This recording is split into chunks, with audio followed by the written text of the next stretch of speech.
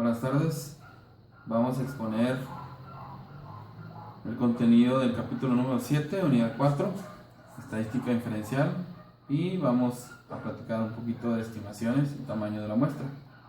En este capítulo pues vamos a ver lo que es estimación de la proporción de una población, estimación de la media poblacional conocida, estimación de la media poblacional desconocida y estimación de la varianza poblacional. Haciendo un repaso, usaremos estadística inferencial cuando utilicemos datos muestrales para hacer inferencias acerca de parámetros poblacionales. Los datos principales de actividad de la estadística inferencial son: 1. Usar datos muestrales para estimar valores de parámetros poblacionales como una proporción poblacional o media poblacional. Y 2. Someter a prueba hipótesis o afirmaciones acerca de los parámetros poblacionales. En este capítulo comenzaremos a trabajar con el verdadero núcleo de la estadística inferencial al utilizar datos muestrales para hacer inferencias acerca de parámetros poblacionales.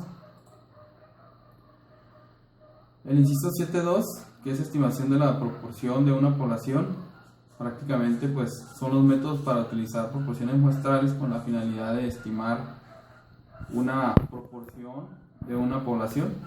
Hay tres ideas principales que debemos conocer y entender en esta sección. Debemos saber cómo calcular el tamaño de la muestra necesario para estimar una proporción poblacional.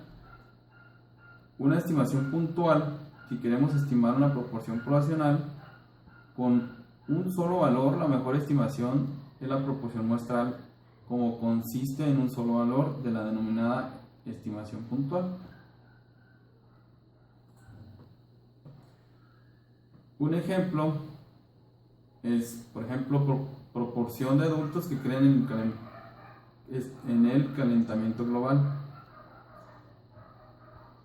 En el problema del capítulo señalamos que una muestra de Pew Research Center, el 70% de 1.500 adultos elegidos al azar en Estados Unidos creen en el calentamiento global, de manera que la proporción muestral es calcular el mejor estimación puntual de la proporción de todos los adultos estadounidenses que creen en el calentamiento global.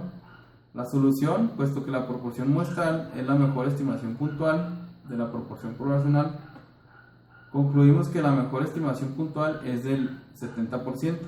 Si se utilizan los resultados muestrales para estimar el porcentaje de adultos estadounidenses que creen en el calentamiento global, la mejor estimación es el 70%.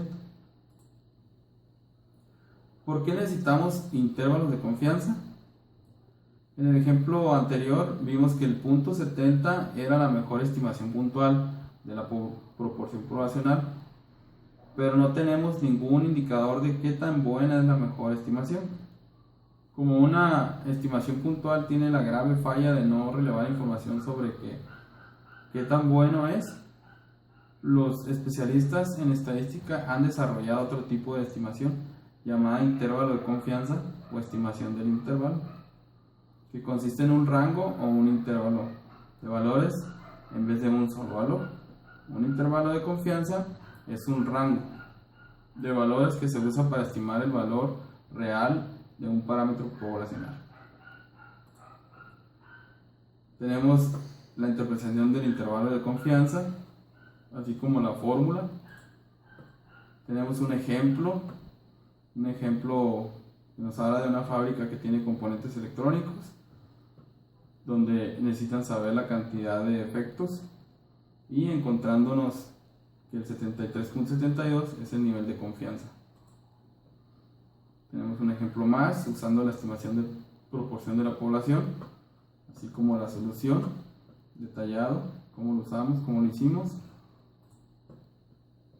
Tenemos un ejemplo más, donde tenemos gráficamente un ejemplo que nos muestra el nivel de confianza del 95%, da por resultado un valor crítico de 1.96. Este valor crítico es más común y se lista junto con otros valores comunes de la siguiente tabla.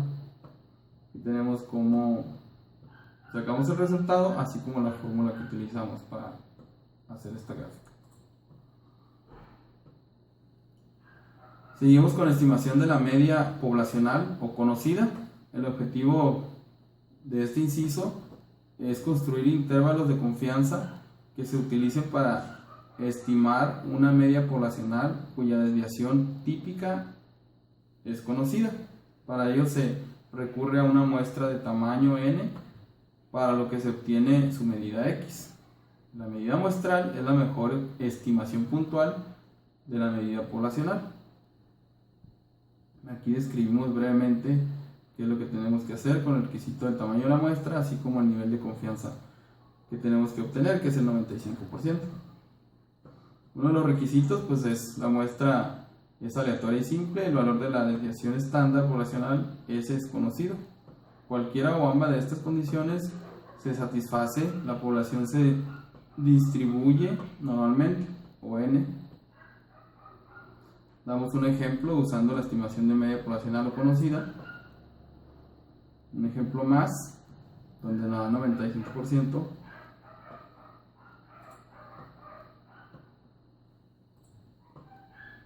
Tenemos un ejemplo más. Continuamos con la estimación de la media poblacional o desconocida. Básicamente pues, es el número de grado de libertad para un conjunto de datos muestrales recolectados. Es el número de valores muestrales que pueden variar después de haber puesto ciertas restricciones a todos los valores de los datos. El número de grados de libertad suele abreviarse como GL. Por ejemplo, si 10 estudiantes tienen puntuaciones de examen con una media de 80, podemos asignar con libertad valores a las primeras 9 puntuaciones.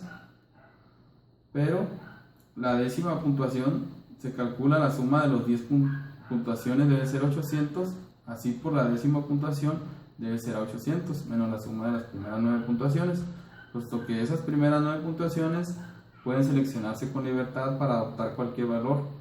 Decimos que existen 9 grados de libertad disponibles para la aplicación de esa sección. El número de grados de libertad es simplemente el tamaño de la muestra menos 1. Así como lo muestra aquí, grado de libertad es igual a n menos 1.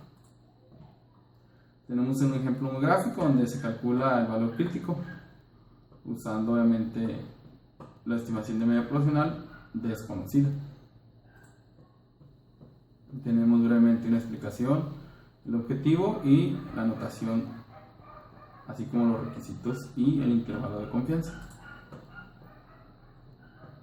Tenemos también aquí los procedimientos para construir un intervalo de confianza para U desconocido. Detalle a detalle, así como también se anexa un ejemplo usando prácticamente casos reales, ¿no? Todos son sobre encuestas reales. Tenemos explicado brevemente la solución, así como las fórmulas utilizadas y la interpretación estadísticamente hablando. Aquí en este capítulo, que es la estimación de la media poblacional desconocida, debemos elegir la distribución adecuada. Aquí en esta gráfica se muestra prácticamente qué vamos a elegir.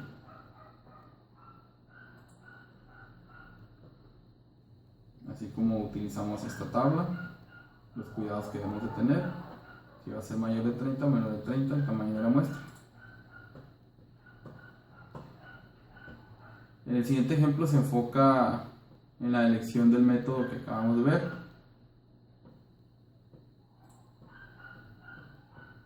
Continuamos con la estimación de la varianza poblacional. Prácticamente esta sección presenta la distribución de probabilidad chi cuadrado con la finalidad de construir estimaciones de intervalos de confianza para una desviación estándar o varianza poblacional.